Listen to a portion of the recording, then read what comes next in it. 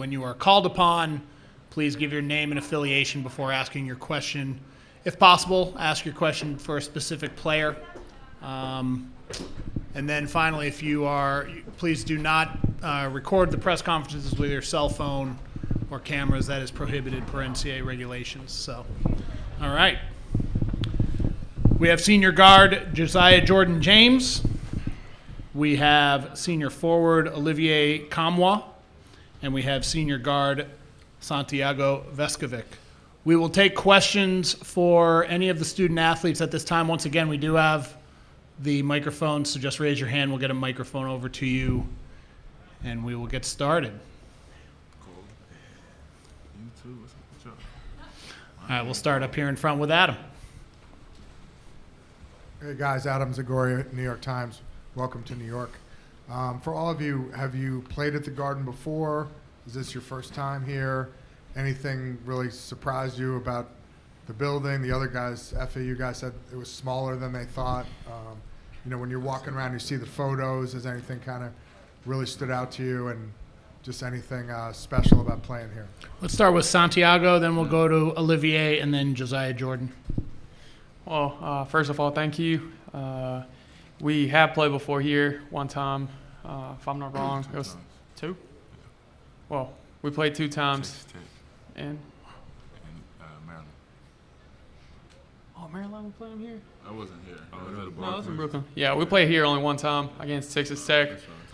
Definitely a game we don't want to go back to. It was an awful shooting night for both teams. Not a pretty game, but hopefully we're going to get a little bit better for this game.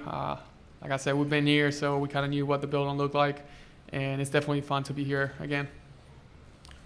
Yeah, I also remember I was confused Maryland game. That was in Barclays, but we definitely played here last year, and it was a rough game, but hopefully, we have better basketballs this time, so maybe it'll go a little smoother for everybody involved.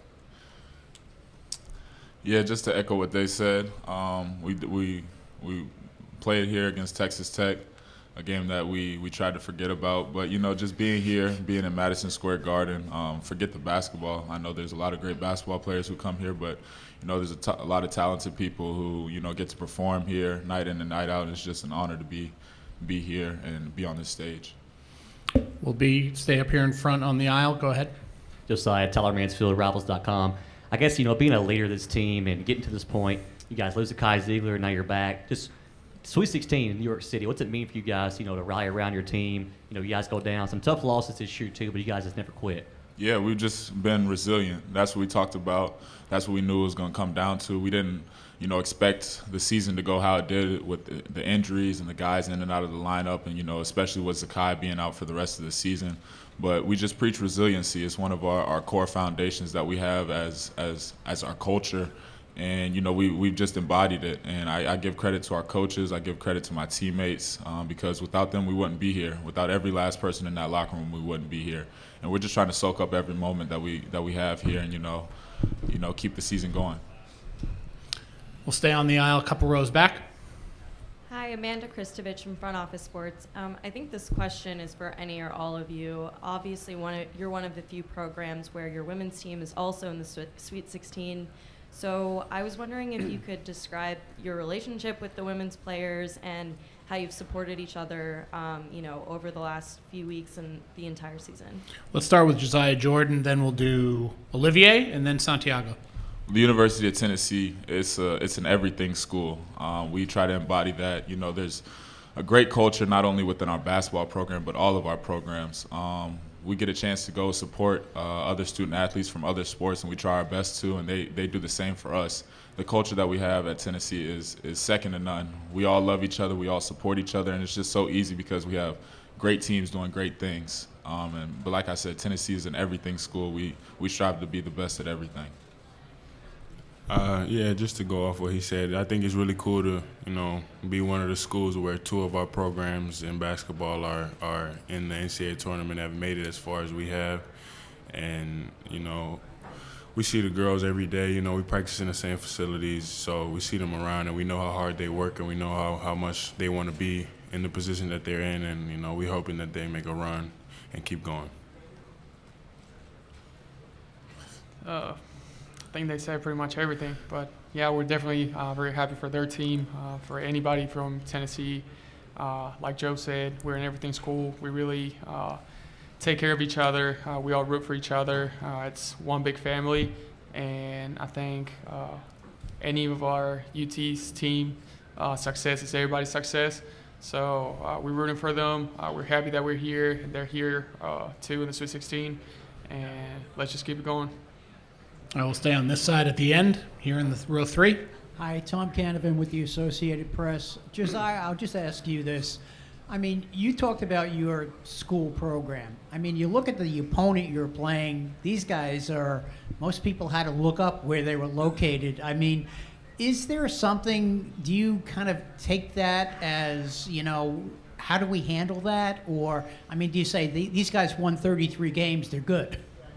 Yeah, we respect each and every opponent that we play against, and we know that making it to March Madness, being one of the 64 teams selected, like, you deserve to be there. So we're not overlooking anybody, and they've made it just as far as we have. So they have every right to, you know, think that they can beat us, and any team can be beaten on any given night. They have really talented players. They've only lost 3 games or so. I mean, it's going to be a really, really tough fight. We're definitely not overlooking any of their players or their coaches. We know that they're going to come prepared, and it's not going to be easy. We're going to stay, we'll go here in the front row, and then we'll go on the aisle. So here in the front row, go ahead. Wes Rucker with CBS. For all 3 guys, unfortunately, were there any times during the season with all the injuries and everything that did you have to fight feelings of saying, this just isn't our year, like nothing's working out the way we want, nobody can get healthy at the same time? How tough was it to fight those vibes at all? Why don't we start with Santiago, then we'll go to Olivier, and then Josiah. No, we never thought that. I feel like that's how we all feel. What Santi said. All right, we'll stay on the aisle on this side. Santi, Tyler Mansfield, Rivals.com. You know, this year, you know, a lot of guys have stepped up throughout the season. You know, it's different night, different guy. Olivier last week, obviously, 27 points, you know, came out of really not anywhere because he's worked hard all season long. But seeing guys like him step up, helping you out, you know, Zakai's not playing anymore. Just what's it mean to have multiple guys step up on a nightly basis?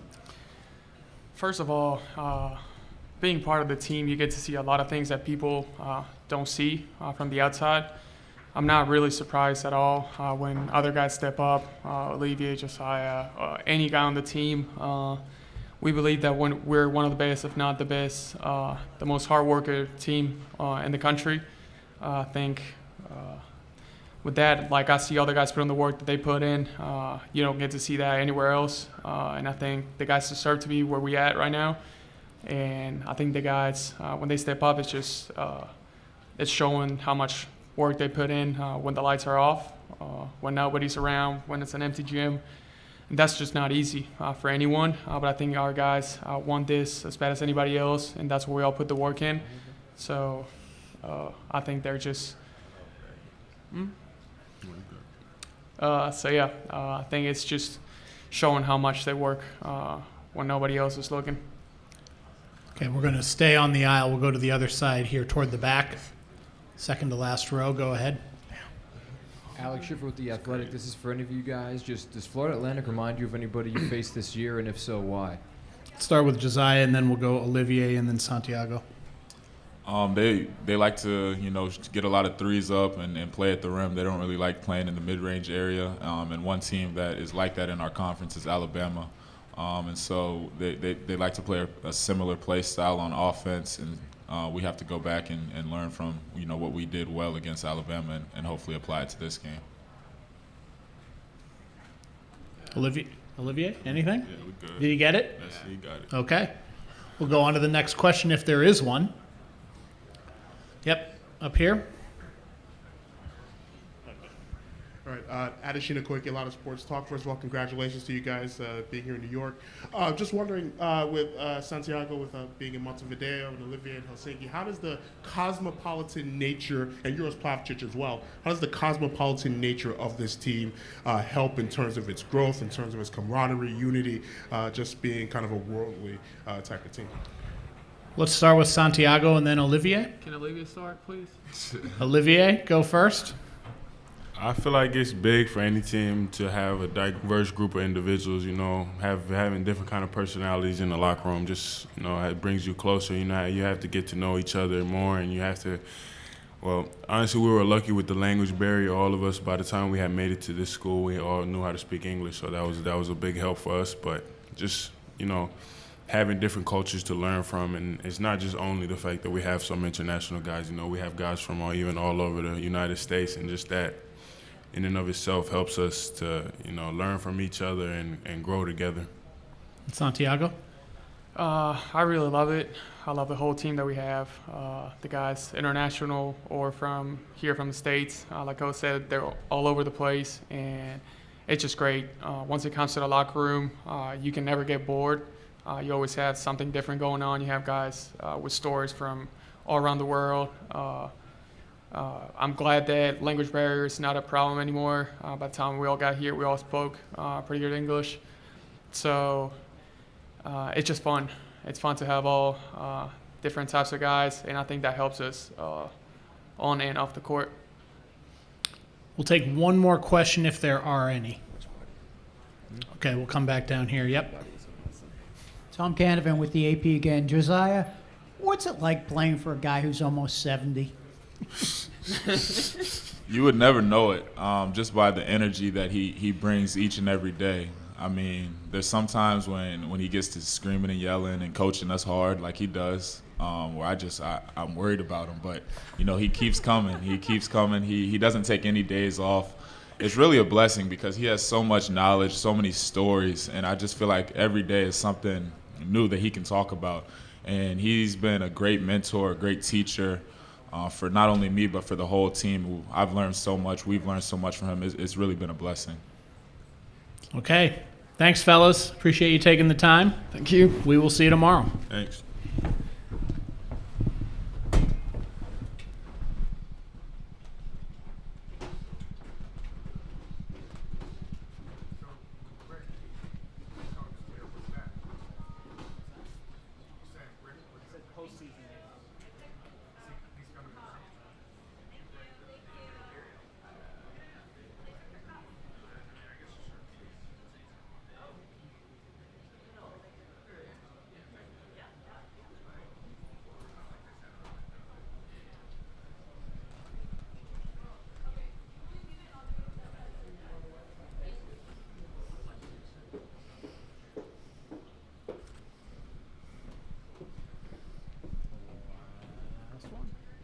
That is correct.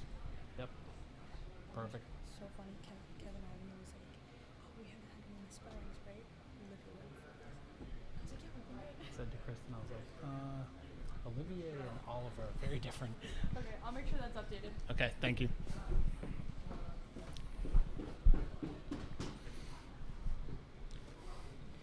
We'll have Coach Barnes up here in just a couple of minutes.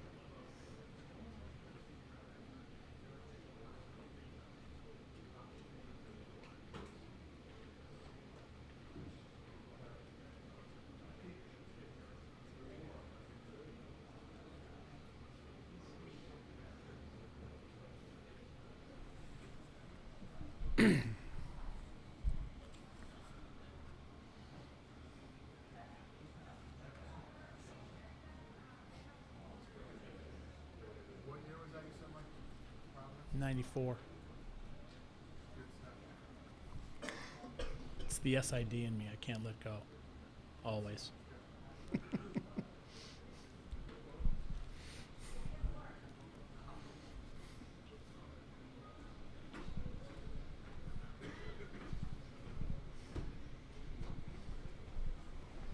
Coach, how you doing? Good. How are you? Mike Mahoney. Nice to meet you. All right, we have Tennessee head coach Rick Barnes. Coach, welcome back to Madison Square Garden. We'll start with an opening statement from Coach, and then we'll open it up to questions. Please just raise your hand. We'll get a microphone to you. Just give name and affiliation before asking your question. But, Coach, if you want to start with an opening statement.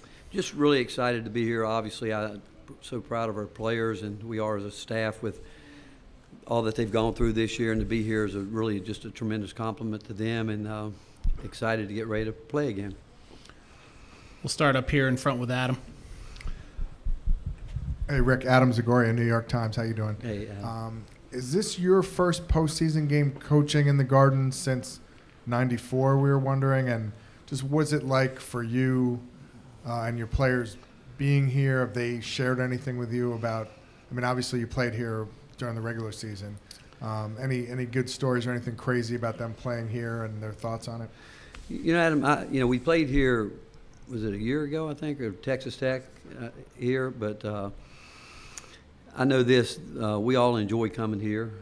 Certainly the time that I spent up in Providence and growing up in North Carolina, I have great respect for this part of the country because I've always said that people here understand basketball at the highest level.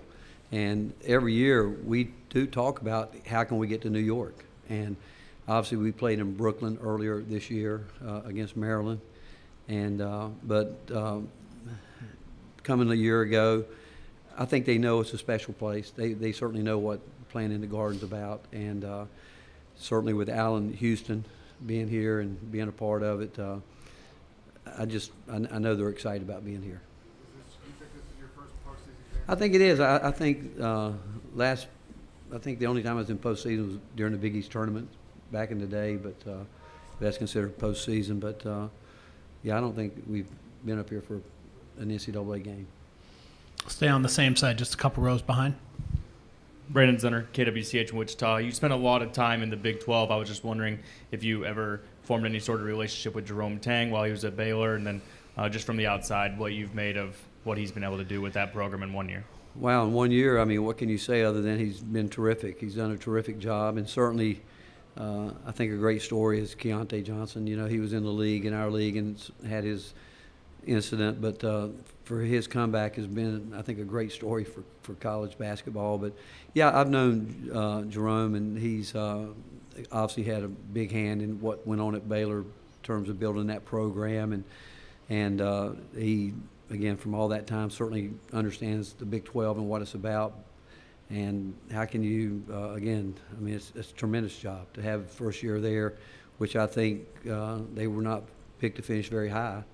And for him to get them to this point is really a great job by he and his staff. We'll go one row back on the aisle. Russ Steinberg from Boardroom. Similar sort of question, but you're very familiar, of course, with Texas and with Rodney Terry. Just wondering what you think of the job that he's done, given the circumstances that he had to inherit.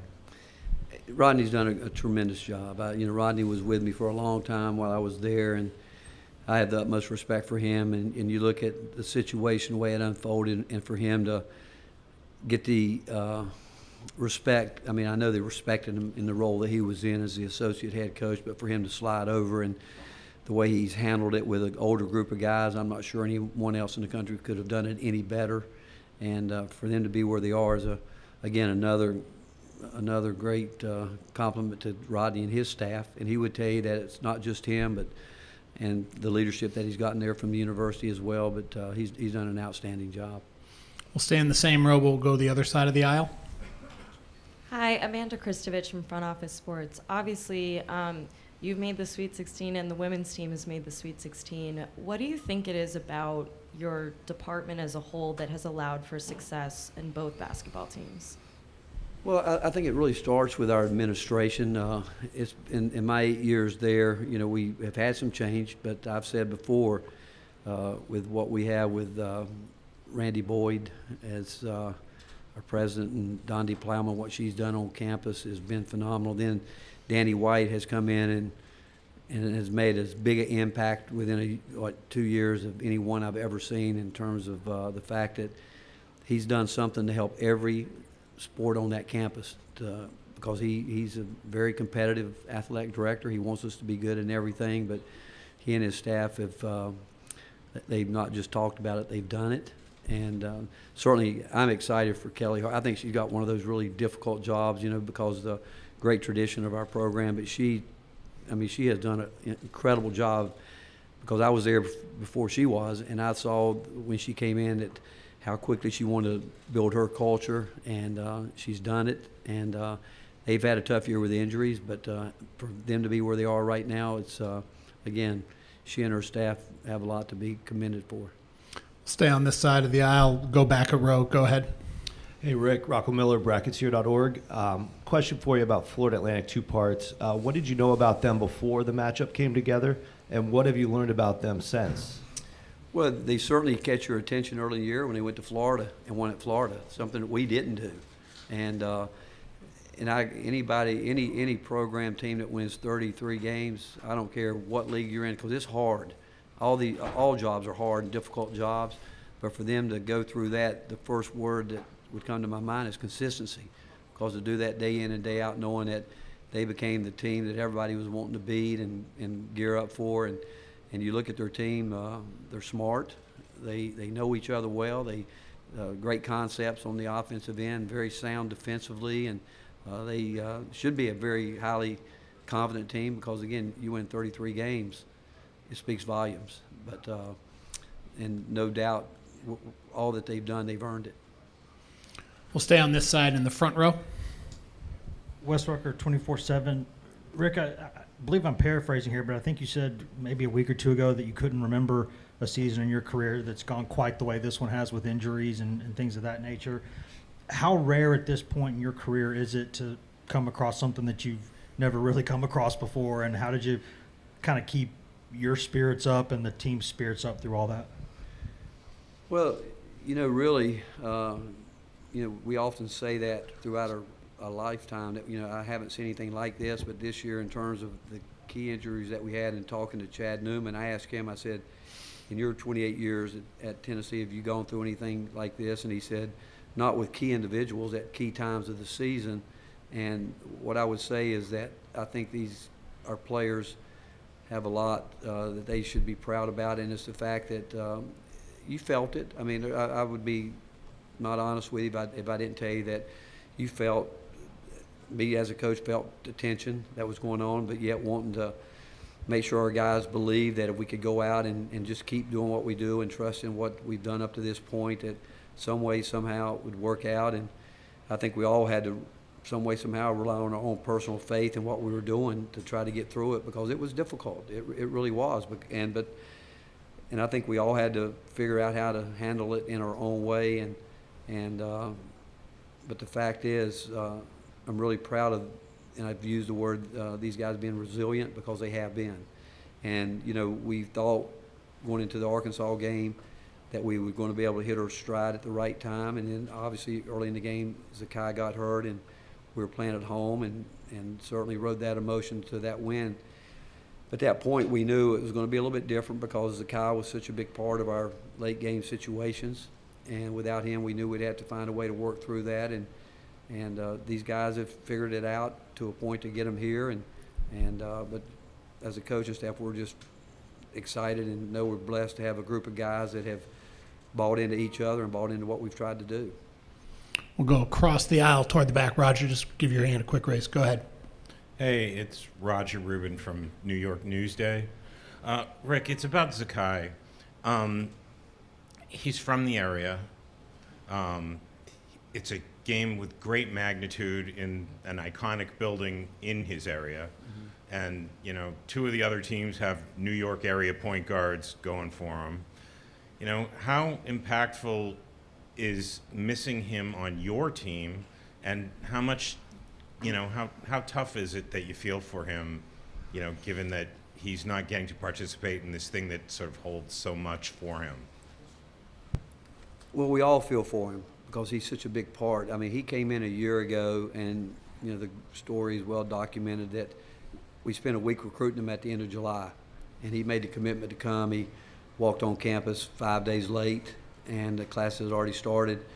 And it didn't take but about 2 workouts, and we actually recruited him with the idea we thought we would redshirt him because we had Kennedy Chandler, who we knew had his mind would probably be he'd be a one-and-done player. But after a couple of days, we knew we couldn't redshirt him, and he brought something within his DNA really impacted our team in a great way a year ago, and I think he's one of those guys that when you play with him, you have the mindset, we've got this guy, we're going to be okay. And so for him not to, but he's still a part of this. I mean, he didn't travel with us last week because he went through surgery last week, but there's no way he wasn't going to come back here and be a part of it. But you do feel for him because he understands the first question that was asked about the Garden. He understands it more probably than anybody in that locker room. And but the fact is that his personality and who he is, I mean, he has an impact on his program, and it looms over the program. There's no question about that. But we all wishes that he were playing. There's no question about that. We'll stay on that side all the way in the back. Go ahead. Yep. Coach Ralph Russo from the Associated Press. So you've had one good game shooting from 3, one not so good game shooting from 3. The shooting in this tournament in general has not been very good. I know you only get a chance to see your team, but any reason why you think that 30% from 3 is what's going on in this tournament? Well, I do think this. I think there is a great deal of emphasis placed on defense in college basketball now because I think we know that we're dealing with young people that inconsistencies can be a part of it. We all work, obviously, and we all would tell you that we need guys that can put the ball in the basket. And truth be told, if you ask every coach before any game, if you have a concern, he would say, I hope we can make a basket. Because the other things you feel you can't control with effort, and if you're locked in, with a game plan, but sometimes you can run the exact play that you want, get the exact shot that you want, and it doesn't fall for you.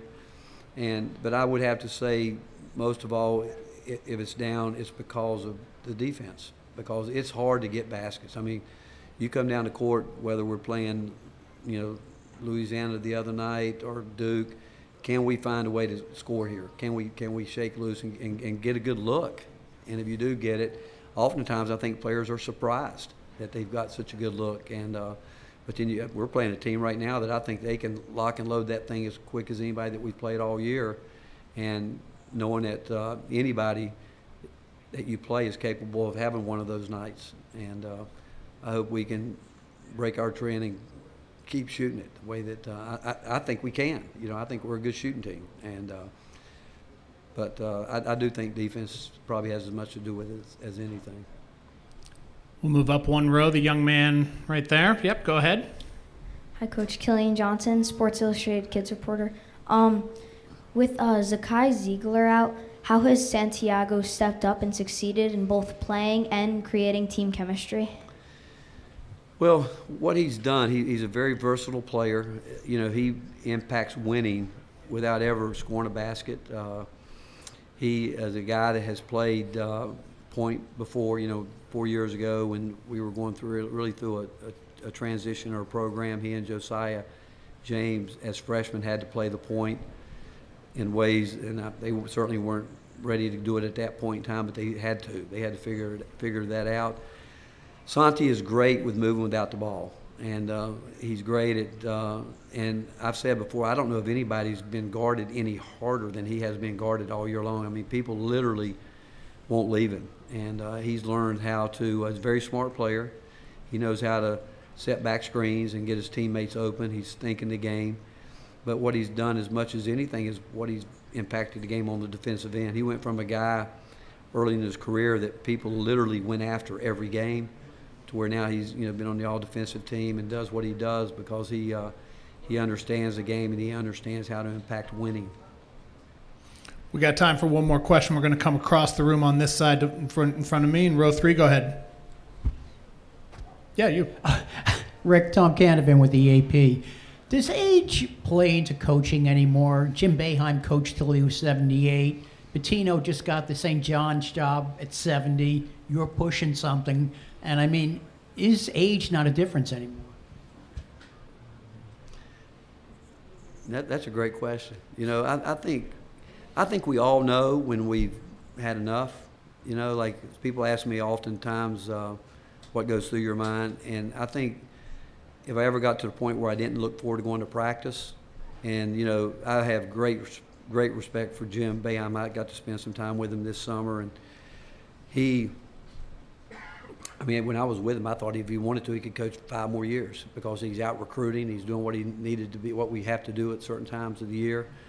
I think it gets back to individual personalities and how you feel and where you think you are with it. And I'm not surprised about Coach Pitino. I mean, he loves coaching basketball. And I think guys that stay in it for a long time, I think it's the love of the game. I think they enjoy it. And I've said often, the best job in America is when you can get up every day with young people that have great dreams and you want to help them work towards those goals, and they're willing to buy into the things that you need to do that you can help them with.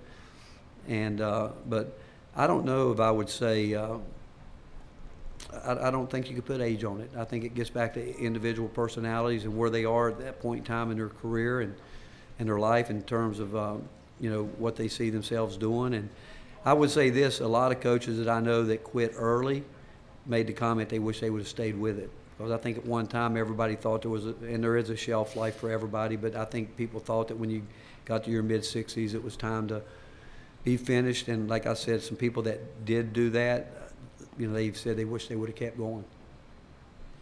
Okay, Coach, we appreciate you taking the time. All right, thank you guys.